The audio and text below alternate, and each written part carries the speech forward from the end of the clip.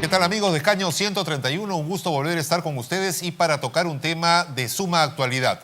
Las contrataciones del Estado y las asociaciones público-privadas. ¿Son estas convenientes para todos nosotros o con las revelaciones que estamos viendo día a día, realmente comprobamos que el sistema que hemos elegido no es el correcto? Hay un sistema de contrataciones paralelo que permite dejar siempre ventanas abiertas para que el corrupto ingrese y se lleve la plata del pueblo. ¿Qué nos dirán nuestros invitados al respecto y cuáles son sus propuestas para mejorar este sistema? Vamos a estar conversando sobre este interesante tema con los congresistas Richard Arce del Frente Amplio y Guillermo Martorell de Fuerza Popular. Así que con ellos vamos a regresar en unos instantes.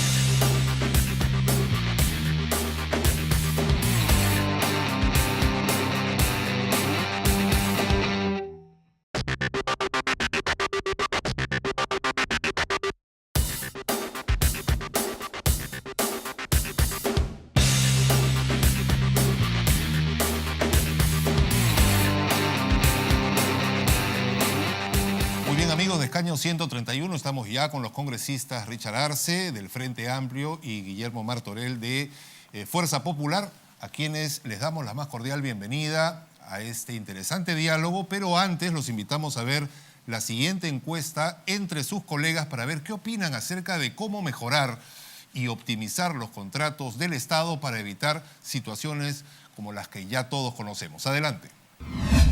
Lo importante siempre es el principio de transparencia, ¿no? Antes, durante y después.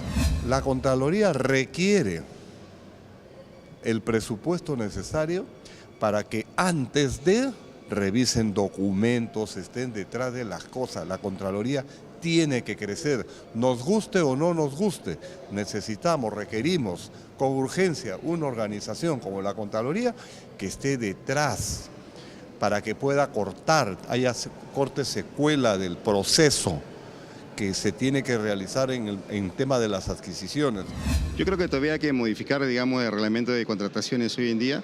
No está tan claro como, por ejemplo, hoy ya se está permitiendo que vengan empresas extranjeras sin ningún tipo de inscripciones ante el OCE, digamos, a que participen directamente en la licitación de concurso público. Para mí, yo creo que debe haber un filtro previamente, que debe estar claramente clarificado eso.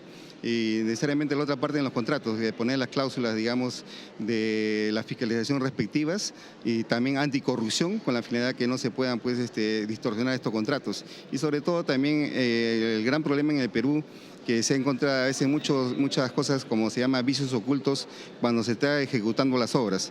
Por lo tanto, eso se debe fundamentalmente a que los expedientes técnicos de los proyectos no están bien elaborados o se han hecho necesariamente trabajo de gabinete y no se ha hecho trabajo de campo, digamos, a la hora de levantar los expedientes técnicos. Y eso conlleva a que haya después una serie, digamos, de cosas ocultas, como se vuelvo a reiterar, son los vicios ocultos y necesariamente esto tenemos que irlo mejorando poco a poco, ¿no?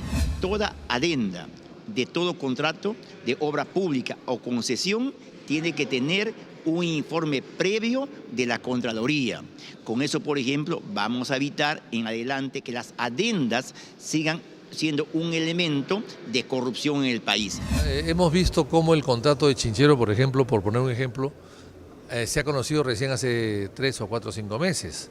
Cómo hasta el día de hoy no se conocen los detalles de la licitación para entregarle la obra de Chincheros a una empresa que está vinculada a Lavallato. Hasta ahora no tenemos. Yo he planteado que me manden todos los documentos y no me los han mandado, no me los han enviado. O sea, no hay transparencia en Proinversión, no les gusta decir todo lo que hacen internamente. Y claro, y eso, al no decirlo, al ocultarlo, están ocultando enjuagues que hacen para favorecer a uno o otro concesionario. Yo creo que hay que hacer una gran reforma de Proinversión, hay que intervenir la Proinversión y reformar todos sus estamentos porque hay mucha corrupción ahí, que han entregado alegremente una serie de obras del Estado que les cuesta muchísimo dinero a todos los peruanos sin ningún tipo de responsabilidad. Bueno, por lo que estamos viendo y seguramente vamos a seguir viendo, el sistema de contrataciones ha terminado por revelar por sí mismo sus carencias, sus debilidades y necesita a gritos que se reforme para evitar que se entrometa la corrupción por las ventanas que parece que siempre quedan abiertas. Congresista Richard Arce, ¿qué opina usted? ¿Cuál es la forma, de acuerdo a lo que hemos escuchado de sus colegas, de prevenir este cáncer en los contratos del Estado que salpican por todos lados? ¿Es solamente la Contraloría o debemos ir al punto de origen, que es empezar a hacer un buen contrato que no deje precisamente nada abierto? Siempre va a haber modificaciones en los contratos, es algo natural por las mismas circunstancias que puede presentarse en el entorno. Yo consideraría más bien que deberíamos involucrar a la ciudadanía. El control ciudadano es muy importante y para eso la ley de transparencia estipula, por ejemplo, que tengamos información y conocimiento. Entonces, ¿qué se debería hacer? Que esos contratos sean de público conocimiento, inmediatamente son suscritos. Un cabildo abierto, la web de la institución. Nosotros en nuestra organización política hemos planteado inclusive los comités de vigilancia ciudadana para cada proyecto de licitación, para que los directamente involucrados puedan formar un comité de evaluación, de fiscalización, de control y acompañamiento al proceso de construcción. Porque siempre se tiene la empresa constructora y se tiene la empresa supervisora. Pero si te das cuenta cuál ha sido el modus operandi del accionar de estas empresas, es que simplemente se turnan. En un momento es constructor y en otro momento es supervisor. Hoy por ti, mañana por mí. Exactamente, y pasan por el embudo grueso cualquier tipo de observación. Pero si tienes a la población que está involucrada, que va a ser beneficiada, evidentemente ante una denuncia de corrupción, un mal manejo y sobre todo ante la falta de cumplimiento de lo establecido en el contrato y en el expediente técnico, inmediatamente se va a poner en conocimiento de la autoridad competente y eso va a ser visible para que se pueda actuar y se pueda sancionar. Otro aspecto muy importante es ver también los antecedentes de las empresas. Hay un modus operandi de lo que ha venido sucediendo, es que las empresas se constituyen previo a la licitación. En una azotea, en un altillo, en un sótano donde prácticamente no funciona nada, ¿no es cierto? Pero es evidente que si van a hacer una inversión de esa naturaleza se requiere un antecedente de experiencia previa. Y ahora se consorcian para poder ganar la experiencia. Debemos cortar.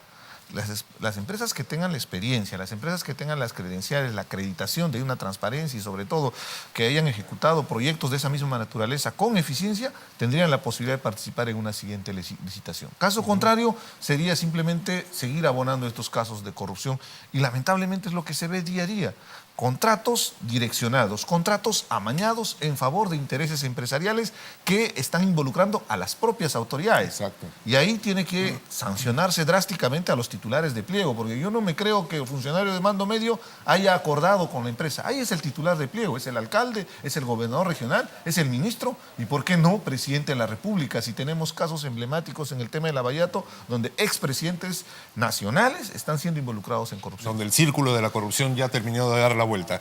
Congresista Martorell, ¿usted cree que es la población la que tiene el llamado a estar supervisando desde un origen los contratos o debería haber un punto de origen distinto? Es decir, ¿cómo hacer un buen contrato desde el origen? Bueno, indudablemente que la población es un elemento importante, como mencionaba el congresista Arce. Es importante, digamos, porque de alguna manera tienen muchas cabezas, muchos ojos que están viendo un determinado contrato, es verdad. Lo único que podríamos generar con esto, tal vez digo yo, sería entorpecimiento y dilación en la ejecución de los contratos. Entonces aquí hay un tema que deberíamos tener en principio, que es, digamos, la conciencia, que es lo que tenemos que rescatar. Yo creo que estamos hoy día en un país donde prácticamente la corrupción es el pan de todos los días, en todas las instancias, y no solamente estemos hablando del sector público, el sector privado también, porque el sector privado hay dos partes, el corrompido y el corruptor, ¿no? Y generalmente la corrupción viene del sector privado hacia el sector público, y la complacencia en el sector público es bárbara. Entonces aquí tendríamos un poco que hacer digamos, una reingeniería total, si es la palabra, ¿no? A entender que hay que hacer una mejor legislación con contratos, una mejor normativa con respecto a las licitaciones, una mejor escala de sanciones drásticas, inmediatas, porque vemos que también las sanciones se descubren ciertas veces y se pasan meses, años, y finalmente el tiempo dilata, y nunca o muy pocos son los sancionados. Entonces, yo diría la reingeniería total de lo que signifique lo que son licitaciones públicas o los contratos o las asociaciones, a las APP. Digamos que también y ver funciona. qué hacen otros países que nos llevan a la delantera. Yo veía algo que se viralizó en en las redes sociales cómo se hacía un intercambio vial en un fin de semana en Holanda. ¿Por qué no llegar a siquiera acercarnos aquí en el Perú con una obra que está, por decir, de algunas de las que se están haciendo en nuestra ciudad, que están 3, 4 años y que no llegan a terminarse? Corremos el riesgo de que por olfatear corrupción por todas partes, irnos al otro extremo, es decir, de ir en contra de la agilidad, de la viabilidad de esa obra. Pero yo tengo la expectativa de que sí es posible hacer buenas obras de ingeniería con empresas responsables. O sea, no podríamos pensar que el hecho de fiscalizar, de hacerle seguimiento, pueda obstaculizar el desarrollo de un proyecto de ingeniería. Al contrario, debería ser el formato de desarrollo de los proyectos, que sean empresas serias. Acá hay algo muy importante cuando te decía que la ciudadanía tiene que participar. Tú revisas todos los proyectos de infraestructura, tienen un componente de capacitación, que supuestamente es para sensibilizar a la población que va a ser beneficiada con el proyecto. En ese componente de capacitación se tiene que asignar un presupuesto para pagarles a ese comité de vigilancia ciudadana que se va a encargar de acompañar el proceso de ejecución de un proyecto. Si en tu barrio están construyendo saneamiento básico y tú ves los diferentes problemas y tú eres parte del comité, evidentemente el primer día vas a poner la alerta y esto tendría carácter vinculante directamente con la Contraloría para que intervenga. De la misma manera, si es posible, si hay casos de corrupción... ¿No sería duplicar de funciones? No, Contraloría es y Comité complementar. de Vigilancia. El gran problema de la Contraloría es la capacidad para desenvolverse. Tienen muy poco personal para atender tantos proyectos. El otro día estuvo en la comisión el presidente, el jefe de la Contraloría, y él manifestaba que tienen un gran problema porque ¿cuántas personas tienen asignados en la Contraloría para atender toda la demanda de proyectos de infraestructura? ¿Y dónde están los mayores problemas? En los municipios distritales, en los municipios provinciales, donde el responsable de control interno, que debería estar adscrito a la Contraloría, todavía es funcionario que trabaja para la el misma municipio. municipalidad, exactamente. Ahí en esa circunstancia hay una especie de conflicto de intereses, porque si vas a denunciar a tu empleador, definitivamente lo más probable es que pierdas tu trabajo. Exactamente. Y hay otra gran realidad, a la gente no le gusta comprarse el pleito. Son temas muy engorrosos y ha habido casos emblemáticos donde el grado de corrupción llega a un grado de criminalidad, donde la respuesta no es la censura. La respuesta es, como en el caso de Ancash, contratar sicarios y eliminar a los adversarios o a las personas que están denunciando casos de corrupción. Es un tema bastante complejo, pero que hay que abordarlo y tenemos que ser muy responsables. Tú ponías el ejemplo de Holanda, pero en Holanda también, por ejemplo, ahí la elección no es para nombrar al alcalde. El alcalde es un funcionario de línea que se mantiene permanentemente. La elección es para nombrar a los consejeros, a los regidores.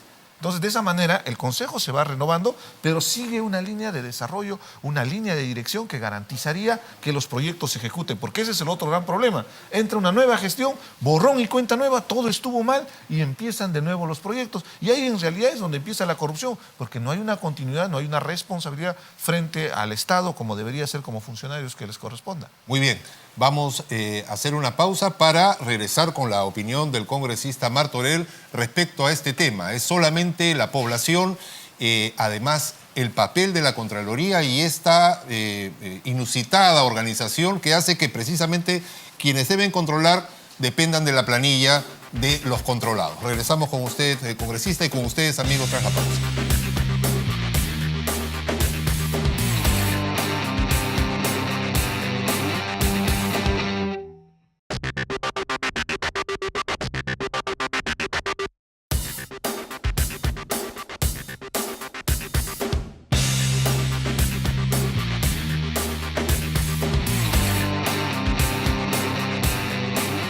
Continuamos, amigos, de escaño 131, el turno del congresista Martorell. Realmente es la Contraloría, como se ha querido hacer ver tras los últimos hechos del aeropuerto de Chinchero, un elemento que puede condicionar el desarrollo, en este caso particular, de una población tan importante como la del Cusco, que necesita a todas luces un aeropuerto nuevo. ¿Es vinculante su opinión? ¿Habría que reformular el papel de la Contraloría en precisamente controlar todos los contratos del Estado? Bueno, podría ser una forma, es verdad, pero hoy día Contraloría, normalmente su función es después de haber ejecutado una obra, ¿no? y eso siempre ha sido así. Es más, cuando muchas veces a Contraloría se le pedía una opinión previa a una ejecución de obra, La respuesta era clara para ellos, decía que su función era posterior y que por escasez de personal ellos no podían, digamos, distraer tiempo. Pero ¿no es mejor prevenir que lamentar? Indudablemente que sí, pero lo que no se puede hoy día, que ha sucedido con el último caso del aeropuerto de Chinchero, es que Contraloría prácticamente esté dictando si pasa o no pasa el contrato, o sea, previo a la decisión que tenía que tomar el Ejecutivo, ¿no? La adenda, prácticamente el Ejecutivo decía, si Contraloría dice que está bien, continúe el contrato, si dice que está mal, el contrato no va. Entonces prácticamente estamos diciendo que quien está gobernando es Contraloría. Y eso creo que... Pero la Contraloría pues le elige el Congreso, ¿no es cierto? El Contralor, mejor dicho. Es un exceso de poderes. Pero es que no está sus facultades o por lo menos su trabajo no está orientado a ese tipo de cosas, sino está orientado justamente a esclarecer casos que se han ejecutado principalmente y también, repito, cuando ha habido consultas previas a alguna obra. Pero en todo caso, lo que yo quiero rescatar es que para mí la corrupción que está enquistada en todos niveles, porque hasta a veces para llegar cuando uno llega a un documento, a una dependencia, ya uno tiene que soltar plata, porque el ventanillero, déjate para una gaseosita, 2 soles, 1 sol, 3 soles, no sé.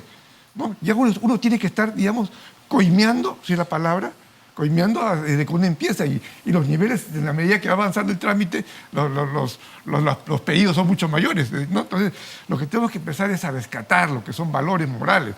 Podrá soñar a utopía, es decir, cuando empecemos a crecer desde el niño, decirle que hacer este tipo de actos es inmoral, es ilegal, ¿no? Y que se entienda y que uno se frene.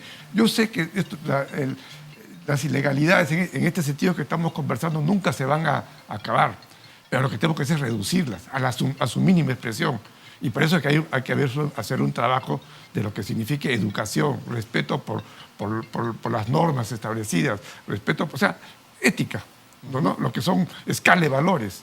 Entonces, cuando aprendamos a los chicos, entonces tendremos más tarde un país, tanto en el sector privado como en el sector público, donde las normas se respeten y haya por lo menos la transparencia para poder ir haciendo obras del Estado con dineros públicos. Que haya que emular a quien la sudó y no a quien, por el contrario, se me viene a la mente el caso del alcalde Chilca, por ejemplo, ¿no? Me imagino que habrán muchos chicos, sobre todo, que considerarán prácticamente un héroe a este señor por haber hecho dinero de una manera equivocada. Se trastocan los valores. Así es. Definitivamente que sí. Así es. Y ya que tocamos ese tema, obviamente este señor no ha hecho esa casa con cancha de fútbol sintético luces de un día para otro, ¿no? Lo ha hecho en varios, no meses, años.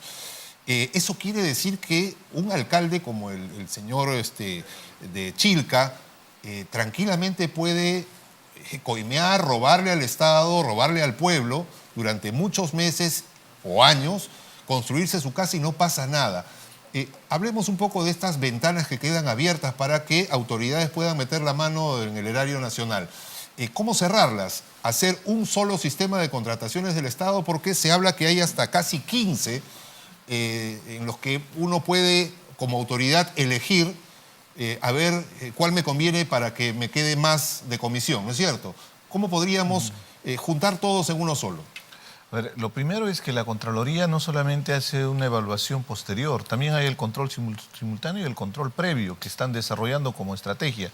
Y en el caso específico de Chilca, no solamente era un tema de gobierno y corrupción, sino también habían actividades delincuenciales, una asociación ilícita para delinquir porque extorsionaban para apropiarse de terrenos.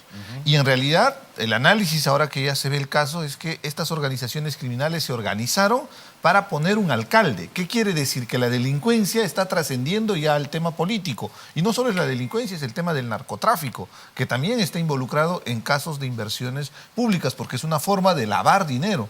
En realidad es todo un tema complejo que hay que abordarlo desde el enfoque de desarrollar valores, como lo estaban expresando, y eso pasa por invertir como Estado en la familia y en la educación, pero también nosotros como sociedad. La misma cultura que tenemos hace que la cultura de la informalidad sea reconocida.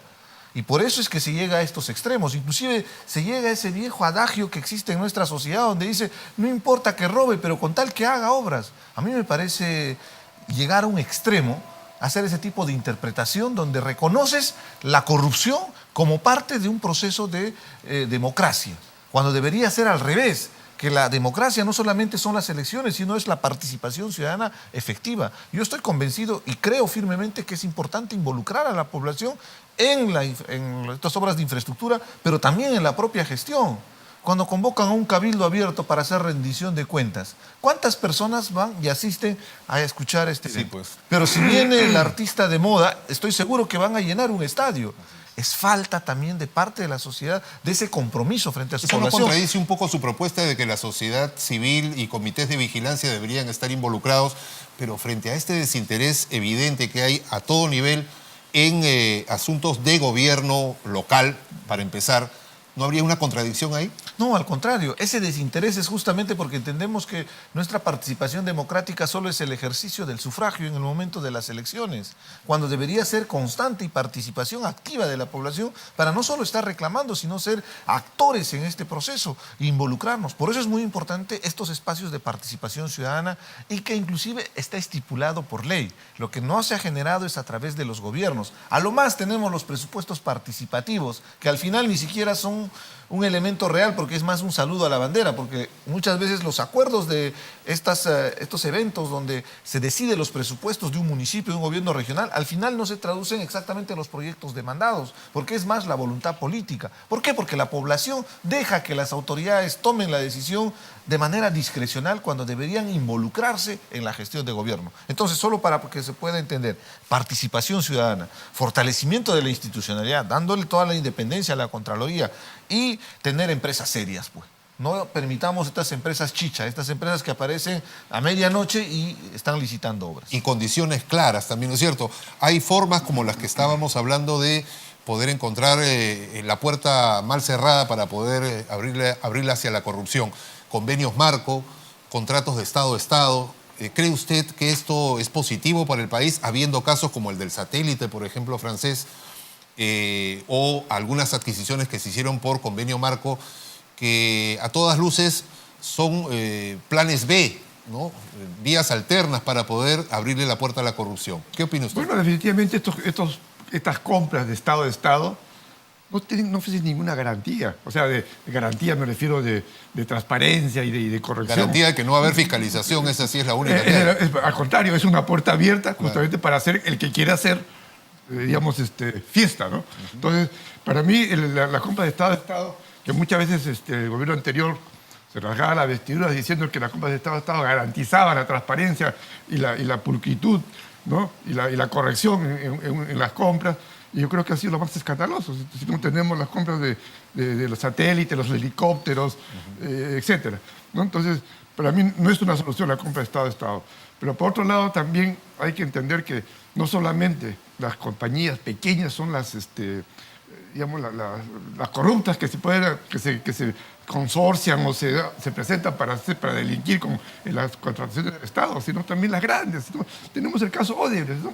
Donde quién iba a pensar pues, que Nayi Montero, la principal, no sé si la más grande, o una de las más grandes compañías constructoras del país, está metida pues, hasta las narices en este. Claro, ellos dicen que no, pero creo que es iluso pensar que no sabían nada cuando tenían sus socios, porque estaban haciendo no solamente en el país, sino a nivel mundial estaban haciendo la corrupción, ¿no? Ahora, resulta increíble pensar que todavía exista alguna posibilidad de que estas compañías que están investigadas por haber formado parte de estos consorcios de la corrupción todavía tengan la posibilidad de participar en la autoridad de la reconstrucción con cambios. ¿Qué impresión tiene usted sobre esto? ¿Debería haber un corte y definitivamente bloquearse el acceso a nuevos presupuestos millonarios para la reconstrucción?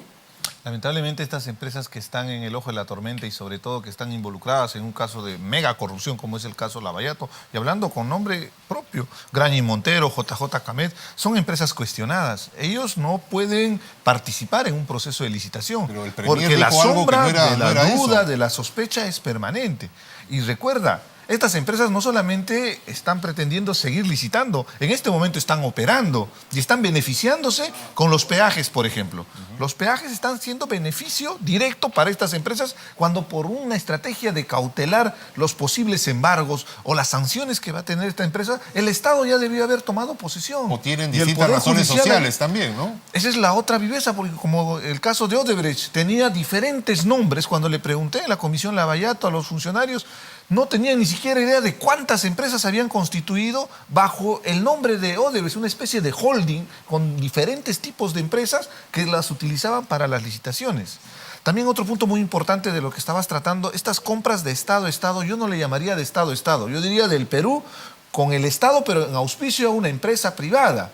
Porque no le está vendiendo el Estado coreano, el Estado francés. Así es. Auspician a una empresa X, la apadrinan a esa empresa X y es la que va a vender directamente al Estado. Y en el caso de estas empresas brasileñas, el padrino era Lula. El presidente Lula auspiciaba a esta empresa brasileña, Odebrecht, y todas las otras empresas, OAS, Camargo y Correa, todas estas involucradas en casos de corrupción, y no solamente en el Perú, en diferentes lugares. Con estas experiencias generemos lecciones aprendidas que nos permitan a nosotros no volver a caer en estos casos de corrupción. Las alianzas público-privadas son mecanismos que se desarrollan desde hace muchos años. Los ingleses han sido pioneros en este tipo de desarrollo. Pero ojo, una alianza público-privada se conforma para poder minimizar el riesgo de parte del Estado en la inversión. Dos, para poder optimizar la inversión, porque muchas veces el Estado no cuenta con los recursos. Y en el caso específico de Chinchero, era el Estado peruano, era el mayor inversor. Entonces, busquemos el mecanismo para que estas alianzas público-privadas sean de verdadero beneficio. Evidentemente que las empresas ganen, pero en un marco de transparencia. Y de la misma manera las obras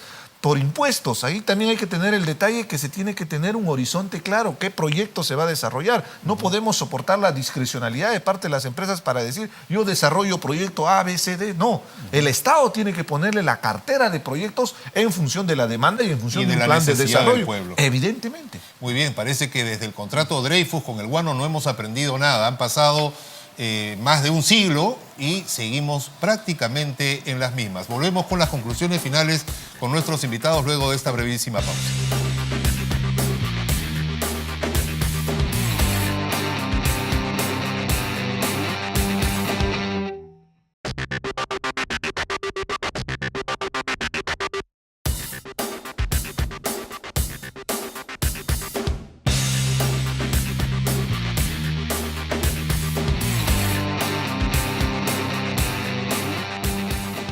Lo que podemos colegir es que la legislación hasta el momento aparentemente ha sido muy permisiva para que muchas personas hayan decidido irse por el lado de la ilegalidad y apropiarse de dineros del Estado que, lejos de ir a mejorar la infraestructura y la calidad de vida de la población, han ido a parar a sus bolsillos. Congresista Martorell, ¿está de acuerdo con las propuestas que hay para meterle más filtros, cambiar la legislación para que sea cada vez más difícil poder delinquir en cuanto a la corrupción? Bueno, en primer término debo decir que es una pena que tengamos que estar pensando cómo nos defendemos todos los días de la corrupción. Pero es verdad, es una realidad que tenemos que aceptarla. Vivimos con esa lacra de la corrupción, como hablábamos también hace un momento del crimen organizado, ¿no? Todos los días el crimen organizado también, digamos, mejora sus procedimientos, mejora sus técnicas, se moderniza, adquiere tecnología, etc. Entonces tenemos que ir, digamos, distrayendo tiempo, si es la palabra, no perdiendo, pero sí distrayendo tiempo, en ver cómo uno defiende la corrupción cuando podríamos estar empleando tiempo en producir, en generar desarrollo para el pueblo. Porque para eso estamos quienes... ¿Debe haber adendas? Máximo 20%, como se ha propuesto. Haber la adenda, porque no podemos hacer un contrato rígido. Ojalá pudiéramos hacer contratos perfectos desde un principio, ojalá. Pero siempre en el camino, en el desarrollo de una obra, en la ejecución de una obra, hay inconvenientes que necesitan ser, digamos, reacomodados. Entonces, las adendas deben existir, pero bajo ciertos parámetros, con ciertos, digamos, límites, donde no puedan exceder, para que no suceda lo que ha sucedido. Pero las cláusulas deben ser bien claras, ¿no es cierto? Totalmente Por ejemplo, claras. si se está ejecutando un contrato y viene un fenómeno del niño costero como el que ha pasado, evidentemente que los costos van a cambiar, porque va a ser más difícil transportar el cemento, por ejemplo, el fierro, habrá que transportarlo por otra vía que no sea la carretera que se cortó, etcétera. En cuanto a la cláusula de corrupción, ¿todos los contratos deben tener una? Evidentemente, no se puede postergar la necesidad de que si el contrato tiene alguna imperfección y sobre todo relacionado a actos de corrupción, se tiene que levantar ese contrato y una cláusula anticorrupción nos garantizaría que podamos aplicarlo en un momento de una denuncia seria donde estén involucrados estas empresas que están pululando en este medio y lamentablemente generan mucho problema al país. ¿Corrupción en ciernes o ya con sentencia? Basta que haya un indicio, porque esperar una sentencia, tú sabes que existen instancias. Tendría que llegar hasta la última instancia y eso va a pasar 1 año, 2 años, 3 años. Y la a veces queda duerme paralizado el sueño de todo los ese tiempo. justos y no puede perjudicarse a la población. Acabas de tocar un tema muy importante. Hay muchos proyectos paralizados en el país.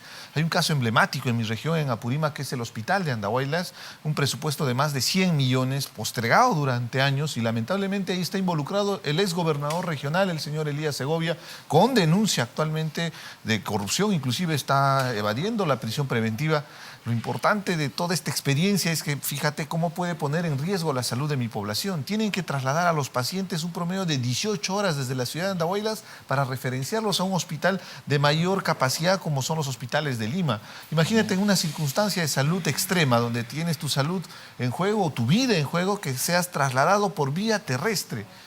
Esto es una ignominia a una sociedad. Puede convertirse en una causa emergencia mortal, ¿no es cierto? Definitivamente, y estamos jugando con la expectativa que tiene la población. Por eso es que es muy importante que la lucha contra la corrupción tiene que ser un trabajo organizado desde el Ejecutivo, el Congreso, evidentemente, de nuestra responsabilidad. Hay que mejorar el sistema legislativo para que nos garantice las sanciones efectivas y que el Poder Judicial actúe con toda la celeridad en compañía con el Ministerio Público. Congresista, hemos visto también que la estadística dice que cada vez que hay arbitraje, siempre el Estado pierde. Parece que estuviéramos en un torneo de fútbol, ¿no? Los equipos peruanos quedan siempre al final de la tabla internacionalmente.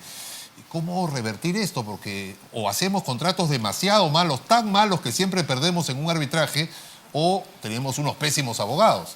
La Procuraduría se está fallando, definitivamente. Claro. Porque de alguna manera ellos son quienes salen al frente entre estas situaciones y casos para poder defender los intereses del Estado. Y es verdad, es correcto. Casi la mayoría de casos se pierden. ¿Por qué? Dejadez,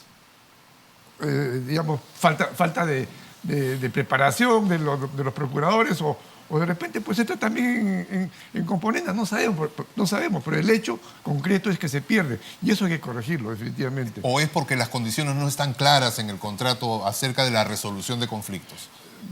Una parte indudablemente que es por allí, pero igual de alguna manera si es que hay una controversia en un contrato, ¿no? Es de acuerdo que una de las partes debe tener la razón, pero lo raro, lo paradójico es pues, que el Perú siempre no tenemos la razón cuando entramos en un arbitraje, en un conflicto. Entonces hay algo que está fallando ahí, algo que hay que revisar y corregir. Y hay un antecedente respecto a estas empresas que se encargan de los arbitrajes, estas instituciones, entre comillas, formales.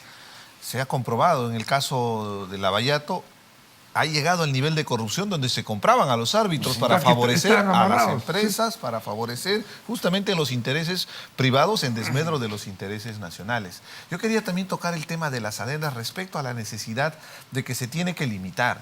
Es evidente que siempre va a haber una adenda en cualquier tipo de contrato, pero tener tantas adendas y sobre todo que incrementen de manera exagerada el presupuesto inicial es ilógico, porque se paga y se paga bien por un expediente técnico. Los que conocen de proyectos saben las diferentes fases de investigación para poder levantar un proyecto. Y hay una fase de preinversión donde se levanta estudios de prefactibilidad, factibilidad, y cuando se llega al expediente técnico se llega a la precisión inclusive para comprar un clavo o para comprar 1 kilo de alambre. Entonces, ¿cómo es posible, si ya se tiene todo el presupuesto, puede haber un incremento de 100, 200, 300%? Ahí hay actos de corrupción. Y lo que es peor, ¿por qué siempre la adenda tiene que ser más dinero para el que contrata con el Estado? Porque nunca hemos visto que baje el precio.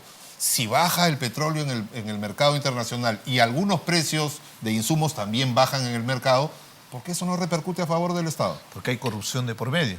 Porque el alcalde no defiende los intereses de su país, de su comunidad, porque el gobernador regional está involucrado en corrupción, o el ministro, o hasta un propio presidente. Hablemos claro y objetivamente. Lamentablemente la corrupción ha llegado a tal instancia donde justamente las adendas es el mecanismo para la corrupción, porque el contrato, en el caso de Chinchero, por ejemplo, hay algo muy específico. El contrato fue ganado con un precio realmente bajo comparativamente a las demás propuestas. Y en el mismo caso de la construcción de las obras que ha realizado Odebrecht, todos estos proyectos eran subvaluados, llamémosle, pero posteriormente con las adendas eran sobrevaluados por encima del valor de mercado. O sea, es un precio inicial para ganar. Una vez que ganas con un precio bajo, ya viene la adenda después, pero ya nos pusimos de acuerdo debajo de la mesa, ¿no? Con la anuencia del titular de pliego. Y en eso no vamos a exonerar de la responsabilidad. Son responsables los alcaldes, son responsables los gobernadores regionales, son responsables los ministros, el propio presidente de la República. Ellos tienen la responsabilidad de administrar esos presupuestos, pero tiene que haber coherencia en esa administración. Y eso es lo que no se ha visto en estos casos emblemáticos. Y la responsabilidad podría llegar a las autoridades incluso en muchas de las obras en las que de un momento a otro se paraliza, por ejemplo, una obra. Se le va a ejecutar la carta fianza y se dan cuenta que es una carta falsa o que no tiene el respaldo bancario suficiente. Obviamente nadie se dio cuenta, o son tan ciegos que no se dieron cuenta que esa carta fianza era trucha. O el contrato nace ya amañado desde el comienzo, el principio, y todos son castillos de naipe, que cuando uno quiere ejecutar una carta de fianza, quiere ejecutar... Hechas en azángaro muchas veces, ¿no es cierto? Así es, desgraciadamente, por eso mencionamos hace un momento, mencionaba el congresista Arce, ¿no? Hay el grado de corrupción que está en todos lados. Entonces, por eso digo yo, aquí creo que es muy difícil que uno vaya a decir que en un país, que el Estado ejecute obras donde todo sea correcto y no haya un céntimo de corrupción o de dinero mal empleado. Es una utopía, yo debo reconocerlo. Pero no podemos permitir pues que, no sé, me atrevo a decir, el 80, el 70% de lo que es obras está corrupta. En todo nivel, quienes ejecutan el proyecto, quienes hacen la licitación, las autoridades que emiten la necesidad y se genera un proyecto, los ejecutores, el árbitro, y cuando empiezan los diferendos, hasta el aparato que tiene que ver, de judiciales, me refiero en sentido, los abogados, las componendas. Entonces, si estamos viviendo en un tal grado de corrupción, pues decía yo hace un momento, algo hay que hacer. Ya es un tema de educación. Como diríamos, teníamos que cortar de raíz, ¿no? Y empezar a crear valores en los muchachos y que en el futuro esos ciudadanos digan, antes de hacer un contrato mal hecho para poder, o pretender ser autoridad, porque con autoridad yo me lleno los bolsillos, ¿no? Debe pensarlo dos veces, porque hay valores de familia, de principios propios y ese tipo de cosas. Entonces, creo que ahí tenemos que enfilar mucho. Muerte contractual, para llamarlo de alguna manera, es decir, que consorcio, empresa o gerentes o funcionarios públicos involucrados en alguna de estas obras en las que se haya contaminado con corrupción no puedan jamás volver a contratar con el Estado? En el plan de gobierno nosotros lo hemos planteado y estamos trabajando en la propuesta que tenemos de la muerte civil a los corruptos. Tanto a los funcionarios públicos, pero también en este caso a los corruptores. Claro. Porque lamentablemente solo es la sanción al funcionario.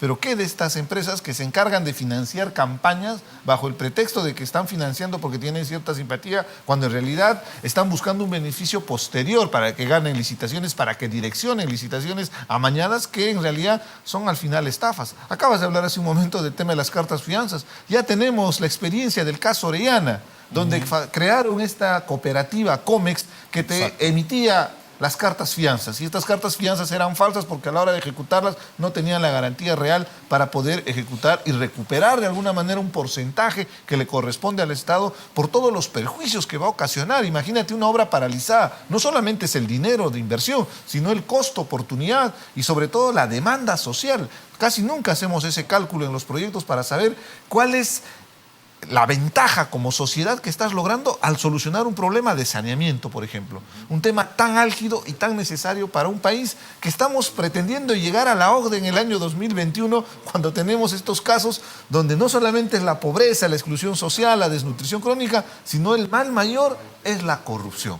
Y frente a esto no debe haber medias tintas, tenemos que actuar con frontalidad y sobre todo con la mayor sanción, y para esto requerimos fortalecer la institucionalidad tanto de la Contraloría, el Ministerio Público y el Poder Judicial. Porque finalmente con todo lo que se pierde y en el supuesto caso en que se cobre una reparación civil, hay lo que podríamos llamar un lucro cesante, es decir, miles de pacientes que se dejaron de atender, Así es. decenas de enfermos que quedaron postrados, Niños sin colegios. niños sin colegio, que se atrasaron, ¿no es cierto?, etcétera, que Ciudades nunca se va aisladas a porque no hay recuperar. carreteras. Nunca se va a recuperar, ¿no es cierto? ¿Qué piensa usted? ¿Podemos llegar al 2021 con un sistema de contrataciones realmente envidiable para nuestros competidores más cercanos en Latinoamérica? ¿O tal como van las cosas usted lo ve con pesimismo? No, yo no sé si al 2021, Álvaro, pero sí lo que debemos hacer los esfuerzos desde ahora, a una lucha frontal contra la corrupción. Pero realmente que sea una cruzada de todos los peruanos, ¿no? Donde la sociedad civil, donde las autoridades, donde todos los que intervengan en el desarrollo del país trabajen con transparencia y con honestidad. Y eso es lo que tenemos que ser vigilantes, quienes de alguna manera nos toca estar en puestos que podemos optar para ello, y esa es una tarea que debemos asumirla día a día y con total decisión. Oiga, eso se ve, y quiero un caso pequeño en mi región, por ejemplo, una población creo que no llega a 1.000 personas la población, se consiguió una licitación para hacer una represa, 36 millones de soles. Tienen la plata de una sola etapa. Pero no han podido empezar a hacer la licitación porque ahí vienen las peleas, 800, 900 personas. Acusaciones, direccionamientos, en fin, quieren vacar al alcalde. Entonces, si una población de 800 personas no se ponen de acuerdo o no confían en la transparencia de un proyecto que es tan necesario para ellos, entonces, ¿de qué estamos hablando? Se ha perdido la credibilidad. Se ha perdido la Así es. credibilidad totalmente. Lamentablemente, la sociedad siente que vivimos en un ambiente de impunidad, donde no se sanciona la corrupción. Y se duda de todo. Y se duda de todo. Y por eso yo entiendo a la población que acaba de expresar de tener esa incredulidad frente a la posibilidad de desarrollar un proyecto, y eso limita. ¿Qué tenemos que hacer? Ese contrato social que firmamos cada vez que hay elecciones se tiene que complementar con la participación activa de la población. La población tiene que involucrarse en los proyectos, y los proyectos no salen de gabinete, salen de la demanda de la población y con el involucramiento de ellos para no solamente ejecutar, sino para acompañar y lograr que se cumplan los objetivos que estaban previstos. Muy bien, yo les agradezco a ambos. Lamentablemente el tiempo se nos ha terminado. Muchas gracias por su presencia, y a ustedes, amigos, muchas gracias también por su audiencia. Nos encontramos en una próxima edición de Escaño 131. Muchísimas gracias.